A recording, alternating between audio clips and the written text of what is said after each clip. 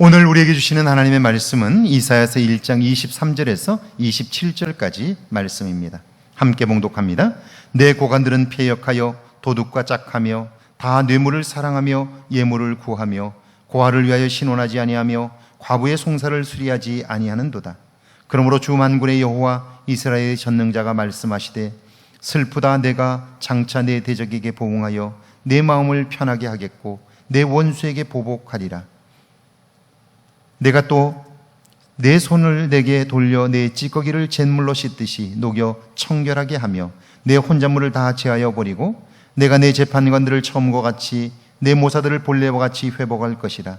그리한 후에야 내가 의의 성읍 신실한 고을이라 불리리라 하셨나니 시온은 정의로 구속함을 받아 그 돌아온 자들은 공의로 구속함을 받으리라. 아멘. 하나님의 말씀입니다. 할렐루야. 오늘 하루도 하나님의 은혜가 여러분과 함께 하기를 주의 이름으로 축원합니다. 이태리가 빚을 갚을 능력이 없어 지불유예인 모라토리엄을 선언할 것이라는 뉴스가 유럽을 충격으로 빠뜨리고 있습니다.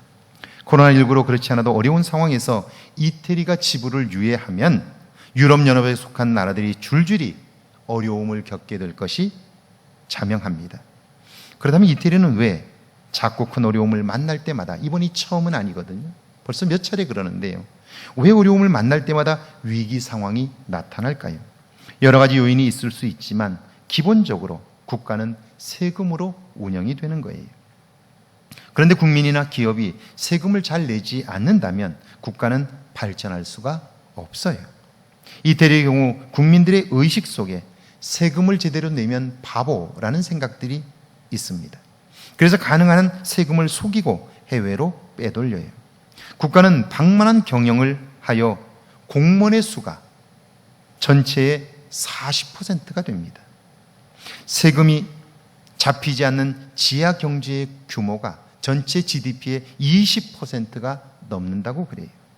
국민의 의식이 나라의 근간을 흔들 수 있다는 사실을 이태리를 통해서 보게 되는 거예요. 그러니까 그 땅에 사는 사람들은 돈을 그곳에서 벌려고는 하지만 자기에게 삶을 제공해주고 자기에게 먹고 살만한 기회를 주고 있는 그 나라를 위해서 기여하는 것은 바보 같은 일이다, 그렇게 생각하는 거예요. 그러니까 나라는 때마다 위기에 봉착할 수밖에 없다 하는 거예요. 23절 말씀이죠. 내 고관들은 패역하여 도둑과 짝하며 다 뇌물을 사랑하며 예물을 구하고 고아를 위하여 신원하지 아니하는도다. 백성을 섬기는 고관들이 악한 마음에 젖어 있고 그리하여 도둑과 짝을 한다면 나라의 현재와 미래는 어떻게 될까요? 정부가 추진하는 고급 정보들을 다 빼돌리고 개발 계획을 발설하고 돈이 될 만한 일들은 알려주어서 자기 주머니를 챙긴다면 여러분, 그 나라는 어떻게 될까요? 이것은 단순히 관료들의 비행으로 끝나지 않아요. 그걸 부러워하는 사람들이 생기기 시작하면, 그래서 사회가 그것을 용납하면 그 나라는 망하고 마는 거예요. 특별히 이런 불의는 인간의 욕망을 부추겨 정신적 안오미, 바른 것을 판단할 수 없게 만들어 회복할 수 없는 지경으로 몰고 가게 되지요. 하나님이 불의를 미워하시는 이유가 바로 여기에 있습니다. 24절 말씀인데요, 함께 읽습니다. 그러므로 주 만군의 여호와 이스라엘의 전능자가 말씀하시되 슬프다. 내가 장차 내 대적에게 보응하여 내 마음을 편하게 하겠고 내 원수에게 보복하리라. 이런 지경이 되면 하나님은요, 그 백성을 향해서 경고의 메시지를 던질 수밖에 없어요. 하나님은 이스라엘 백성들을 나의 대적이라고 말씀해요. 나라를 망치고 백성들을 모두 멸망으로 이끌어가기 때문이죠. 내가 대적인 너희에게 보복하리니 다시는 너희가 나를 괴롭히지 못하리라. 우리는 이 말씀 속에서 하나님의 아파하시는 모습을 발견하게 돼요. 그들을 이대로 두고 볼 수는 없어요. 왜냐하면 너무나 큰 고통 가운데 빠지기 때문이에요. 그렇다고 해서 매질을 하면 더 멀리 갈 것 같아요. 그러니까 하나님이 고통스러운 거지요. 마음 아파하시는 거예요.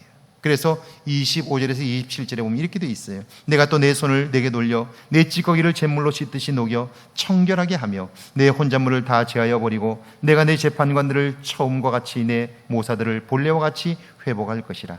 그리한 후에야 내가 의의 성읍이라 신실한 고을이라 불리리라 하셨나니 시온은 정의로 구속함을 받고 그 돌아온 자들은 공의로 구속함을 받으리라. 하나님은 그들을 심판하셔요. 그러나 하나님의 심판의 목적은 파괴나 멸절이 아닙니다. 회복이에요. 다시 하나님과의 관계를 회복하여 온전한 삶을 살게 하시겠다는 거예요. 내가 너희를 씻을 거야. 내가 너희를 깨끗게 할 거야. 그리고 나와 관계를 새롭게 하여 너희들이 온전한 삶을 살며 기쁨의 삶을 살며 복된 삶을 살게 할 거야. 이것이 하나님의 심판의 목적인 것이죠. 여러분, 살면서 그리스도인데 우리들이, 하나님의 자녀된 우리들이 하나님의 마음을 한 번쯤 생각해 보면 좋겠어요. 내가 이렇게 살면 하나님은 어떻게 생각하실까? 오늘 우리의 가정이 이렇게 간다면 하나님은 우리의 가정을 보며 어떻게 생각하실까? 우리의 교회를 하나님은 보시고 뭐라고 하실까? 나는 과연 하나님의 근심거리는 아닌가? 하나님의 기쁨의 사람인가? 우리의 가정은 하나님의 근심거리인가? 하나님의 기쁨의 가정인가? 우리 교회는 어떤가? 이 질문을 하며 사는 거예요. 오늘 하루 이런 질문이 여러분의 삶의 변화를 경험하게 되기를 주의 이름으로 축원합니다. 함께 기도합니다. 오늘 나의 청렴도는 얼마나 되는지 알게 해달라고요. 하나님 앞에서 내가 회복해야 할 것들이 무엇인지를 알게 해달라고요. 함께 기도합니다. 하나님 아버지, 이 땅을 사는 동안 생각 없이 분주하게만 살다가 나 자신이 죄와 더불어 짝하며 살아가고 있음을 잊고 살 때가 너무나 많습니다. 늘 하나님 앞에 나 자신에 관하여 질문할 수 있도록 도와주셔서 하나님 앞에 나의 청렴도를 하나님 점검해 보게 하옵소서.